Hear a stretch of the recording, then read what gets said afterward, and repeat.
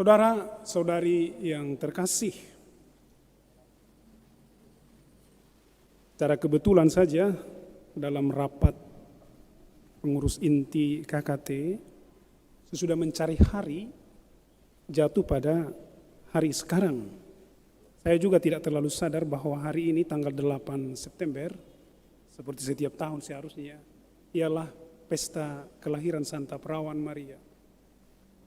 Maka selain mengucapkan hari ulang tahun kepada Santa Perawan Maria, kita juga pada inti perayaan kita ini ulang tahun untuk KKT KAM kita. Menjadi lebih mendalam, menjadi lebih bermakna, dan ada banyak hal yang mau disampaikan. Tetapi beberapa inti dari pesta hari ini dan juga dari sukacita 4 tahun KKT ini pantas kita renungkan untuk menumbuhkan semangat, untuk menyegarkan lagi energi yang sudah ada pada kita, agar seperti Maria selalu dapat mengandung dan melahirkan kasih Tuhan, selalu dapat menyalurkan dan membawa kasih Tuhan kepada banyak orang dengan cara yang lebih kreatif lagi, dengan mengatasi berbagai hambatan dan tantangan yang nyata pada masa kita ini. Saudari-saudari yang terkasih, kita tahu dalam gereja Katolik bahwa Maria sering menjadi pribadi atau pihak yang sangat mendapat tempat sangat penting. Bagi banyak orang Katolik juga, kadang-kadang Maria ini bisa menenggelamkan Yesus. Maka ada banyak orang Katolik di berbagai belahan dunia, terutama negara-negara yang sangat Katolik, Spanyol, Italia, dan negara-negara Eropa yang lain yang masih subur kekatolikan. Mereka itu bisa berdoa rosario sampai 3-4 kali satu hari, tetapi bisa bertahun-tahun tidak misa. Itu penghayatan juga, walaupun keliru sebenarnya. Dan banyak orang yang mengalami perubahan, mengalami rahmat istimewa, rasanya apakah itu karena kurang publikasi, sering bersyukur lebih kepada atau dengan pengantaran Bunda Maria.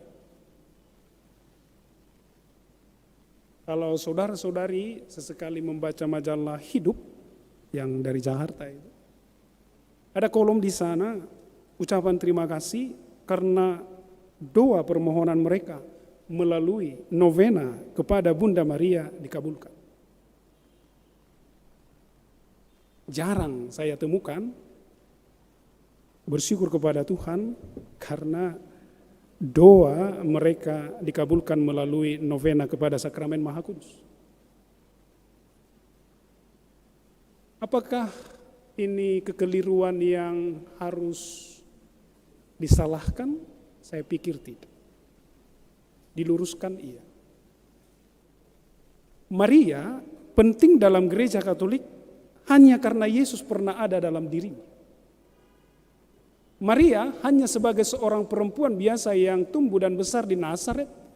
Seandainya bila Yesus tak pernah ada dalam kandungannya, Maria menjadi sedemikian dihayati oleh banyak orang beriman sampai hari ini menjadi sangat penting, dan kedekatannya begitu membawa sesuatu yang sangat mempengaruhi hidupnya, harus selalu disadari karena Yesus berkarya dalam diri. Maka sejak Maria berkata, "Aku ini hamba Tuhan, terjadilah padaku menurut perkataanmu," sejak saat itulah Maria menunjukkan kepada kita bahwa Allah dalam diri Yesus Kristus hadir dalam kemanusiaan dan akan menjadi manusia dan tinggal di antara manusia untuk menyelamatkan manusia. Sekali lagi, Maria tidak akan menjadi siapa-siapa dalam iman kita kalau Yesus tidak pernah menjadi bagian dari jiwa dan raganya, dari seluruh hidup. Apa yang disebut tadi dalam nubuat Mika dari bacaan yang pertama, itulah salah satu inti dari kebesaran Maria, karena yang dikandung dan yang dilahirkannya akan menjadi penyelamat yang lahir dari kampung Nazaret yang sangat kecil. Allah bekerja, Allah berkarya dan memilih Maria untuk menjadi ibu Tuhan, untuk menjadi ibu penyelamat, untuk menjadi ibu sang raja dari segala raja. Dan dengan demikian Maria pantas juga mendapat tempat yang terhormat dan mulia dalam iman gereja kita. Maka demikian Gereja Katolik, saudara-saudari yang terkasih, bermenung, melihat, merefleksikan, dan kemudian merumuskan ajaran-ajaran resmi gereja, dogma tentang Maria berikut-berikutnya. Apa yang kita pestakan hari ini baru dirumuskan sekitar abad ke-6, 500 tahun. Sesudah 500 tahun, gereja berkata, Maria kelahirannya harus dipestakan.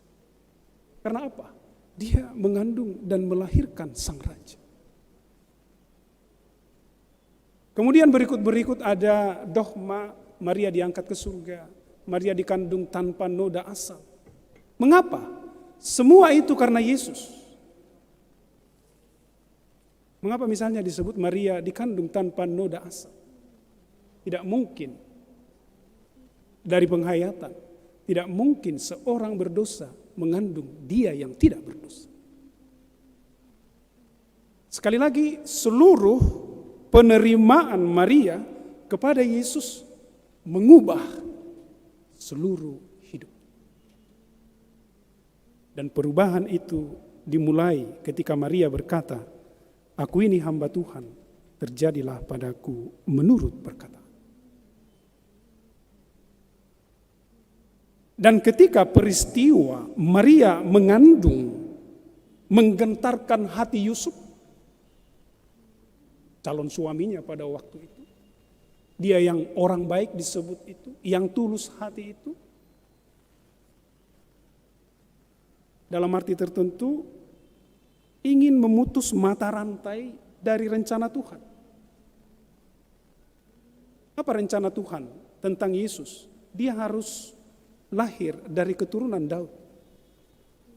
Dan Yusuf itu adalah keturunan Daud. Tapi ketika mendengar Maria mengandung, apa pikiran Yusuf? Dia yang tulus hati itu diam-diam ingin meninggalkan Maria. Supaya apa? Maria boleh menikah dengan yang lain dan dia juga dibebaskan dari segala hal yang tidak baik. Itu rencana baik dari manusia. Rencana yang sangat akan menyelamatkan Maria dari segi adat istiadat Yahudi dan juga tidak akan mengganggu keluarga Yusuf dan keluarga Maria. Itu sangat baik. Kalau disebut Yusuf ingin menceraikan Maria dengan diam-diam, itu cara manusiawi yang sangat baik sesuai dengan adat istiadat Yahudi. Sangat baik. Akan lebih beresiko kalau Yusuf terus bersama dengan Maria yang disebut mengandung dari Roh Kudus. Yusuf memilih cara manusia. Ingin menceraikan Maria diam-diam. Allah, Roh Kudus yang sudah bekerja dalam diri Maria, Roh Tuhan ada padamu. Engkau akan mengandung dan melahirkan dia yang disebut penyelamat.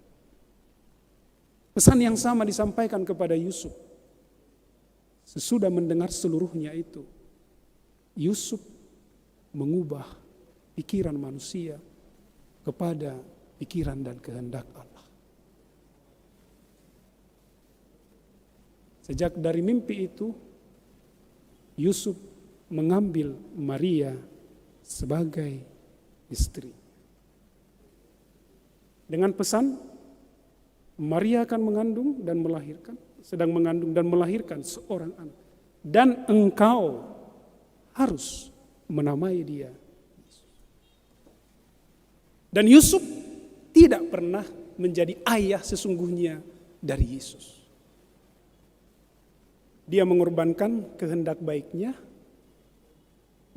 mengorbankan status kelaki-lakian dari adat istiadatnya. Karena apa? Seperti Allah bekerja pada Maria, demikian juga Allah bekerja pada Yesus. Maka seluruh nubuat tentang Yesus, bahwa dia harus lahir dari seorang perempuan, wanita muda, dan akan mengandung dari Roh Kudus, dan dia akan dari keturunan Daud, terjadi melalui penerimaan dan penyambutan Maria dan Yusuf atas rencana dan kehendak Allah. Maria bersama Yusuf menerima penugasan dari Allah, mengubah seluruh rencana dan pikiran manusiawi mereka, dan menjadikan jalan hidup mereka sesuai dengan tuntunan Allah yang ada dalam diri Yesus sejak kandungan, ketika lahir, ketika remaja, sampai akhirnya Yesus hadir sebagai Raja dan mewartakan kerajaan Allah. Maka bila kita dan banyak orang memberikan penghormatan yang sedemikian kepada Maria, itu adalah memang seharusnya. Tetapi yang perlu lagi bagi kita, saudara-saudari yang terkasih, ialah menghormati Maria dengan cara apapun. Memestakan setiap perayaan tentang Maria dalam gereja. Semua itu ialah memestakan dan mensyukuri Allah dan Roh Kudus serta Yesus Kristus yang bekerja dalam diri. Allah Tritunggal yang dia tunjukkan dengan setia sejak dia berkata, "Aku ini hamba Tuhan, terjadilah padaku menurut perkataan." Kita pada usia keempat di komunitas kasih Tuhan ini. 4 tahun lalu Tuhan bekerja melalui beberapa orang untuk memperkenalkan KKT ini hadir di sini. Ada beberapa orang yang menyambut informasi itu, membicarakannya, seperti Maria dan malaikat Gabriel yang berkata, "Aku ini belum bersuami, bagaimana mungkin itu terjadi?" Mungkin pada waktu itu Ibu Maria Hasin dan teman-teman berkata, "Bagaimana mungkin itu terjadi? Bagaimana kita mau berkerasulan ke penjara?" Saya tidak tahu apa dikatakan oleh Ibu Windy dan teman-teman Pak Vincent waktu itu kepada mereka. Bagaimana mungkin itu terjadi? KKT ada di Keuskupan Agung Medan. Kita nggak pernah dengar. Bagaimana bisa berkerasulan ke penjara? Itu terlalu rumit. Boleh jadi ada keyakinan dan ada keyakinan dari orang yang memperkenalkan KKT ini ke Keuskupan Agung Medan, seperti malaikat Gabriel berkata kepada Maria, "Jangan takut, hai Maria. Jangan takut. Engkau akan mengandung dan melahirkan Yesus." Sama seperti pesan malaikat kepada Yusuf, "Jangan takut mengambil Maria sebagai istrimu."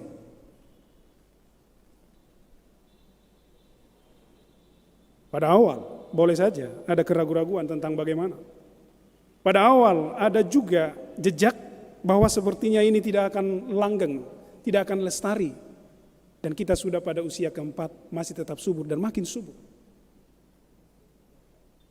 Kita boleh percaya, saudara-saudari yang terkasih, seperti Tuhan yang bekerja dalam diri Maria, demikian juga Tuhan bekerja dalam KKT kita ini sehingga bisa seperti sekarang ini. Dan kita masih percaya, kita boleh mengandung Tuhan, mengandung sabdanya, mengandung kebaikannya, untuk kemudian siap melahirkannya dimanapun dan kapanpun. Dan itu terjadi dalam diri kita. Sesuai dengan porsi kita, sesuai dengan tugas kita, sesuai dengan kemampuan kita, sesuai juga dengan kesempatan kita. Tapi boleh kita tingkatkan juga dedikasi dan komitmen ini selalu dengan berkata, Saya akan merencanakan supaya saya bisa melayani di KKT. Saya merencanakan, saya mengabdikan.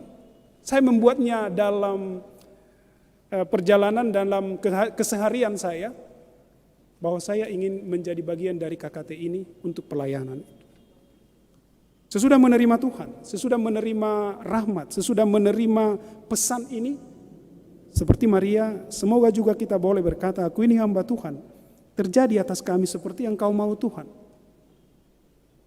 Bahkan kalau kami merasa seperti kurang semangat atau kurang ada tantangan, jadilah kepada kami kehendak-Mu Tuhan. Dan bila kehendak-Mu yang terjadi, itu akan menjadi kebaikan. Kita sudah mengalami sisi-sisi perjuangan itu, terutama dalam masa pandemi ini. Karena esensi utama dari pelayanan ini ialah hadir di lapas atau rumah tahanan, untuk hadir. Dan pandemi memotong semua itu. Teknologi memberikan cara, metode, dan sarana. Dan kita memanfaatkan. Kita boleh berkata, Tuhan, jadilah pada kami, pada KKT kami ini, seperti kau mau. Yang bisa kami buat ialah mengandung, dan semoga kami bisa melahirkanmu. Yang bisa kami buat ialah percaya bahwa kelompok kami ini dengan kerjasama dengan siapapun akan bisa membagikan kasih-Mu bagi mereka yang sedang menjalani masa-masa pembinaan dan pemulihan hidup. Seperti sering kita katakan, seperti pesan Tuhan, dalam kerajaan surga, Tuhan akan bertanya, apa yang kau perbuat untuk saudaraku yang paling kecil itu? Dan siapa yang paling kecil? Ketika engkau memberi minum kepada dia yang minta segelas air, memberi pakaian kepada yang tidak mempunyai, memberi sedekah kepada yang lapar, mengunjungi orang sakit, dan melawat mereka yang sedang dipenjara. Dan kepada mereka semua yang telah melakukan itu, Allah berkata, marilah kamu semua bersama dengan aku dalam kerajaan. Karena kamu telah membuat itu, membuat yang baik itu kepada mereka yang paling kecil. Dan kita mau menjaga itu, kita mau terus mengembangkan itu. Sekali lagi, dengan keyakinan bahwa Tuhan menghendaki KKT ini menjadi salah satu cara yang khusus lagi untuk mempertemukan Tuhan dengan mereka yang barangkali secara pikiran, secara keyakinan, dan juga secara fakta, secara keseharian, apakah karena hati terhambat, sulit bertemu dengan pengalaman akan Tuhan. Dan kita mau meneruskan itu. Kita mau dari usia keempat dan sesudahnya, KKT ini akan tetap lestari. Karena apa? Yang kita mau wujudkan ialah Tuhan dan kehendak kasih. Yang mau kita dalamkan terus di dalam hati kita ialah Tuhan, bantu kami, bantu saya, bantu kelompok kami ini, bantu siapa saja yang bersama-sama dengan kami, agar kehendak-Mu dan kasih-Mu semakin dirasakan oleh banyak. Dan bila ini yang terus kita perjuangkan dan kita doakan, kita percaya semangat pesta kelahiran Santa Perawan Maria ini akan melahirkan terus energi baru, semangat baru, kreasi baru, dan inovasi baru, serta apa saja yang akan membuat kita mampu seperti kita doakan agar makin banyak orang yang mengalami kasih Tuhan. Tuhan memberkati kita dan secara khusus memberkati KKT kita ini.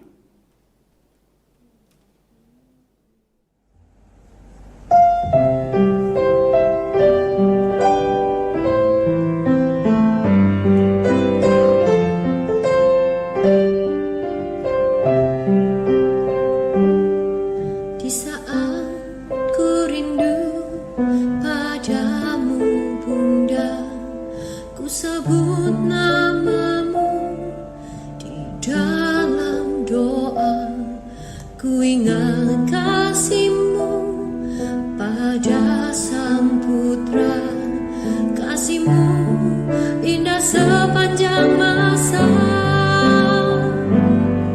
Maria, oh Bunda Maria, jadilah ibu bagiku sepanjang sisa hidupku. Maria, bundaku selamanya.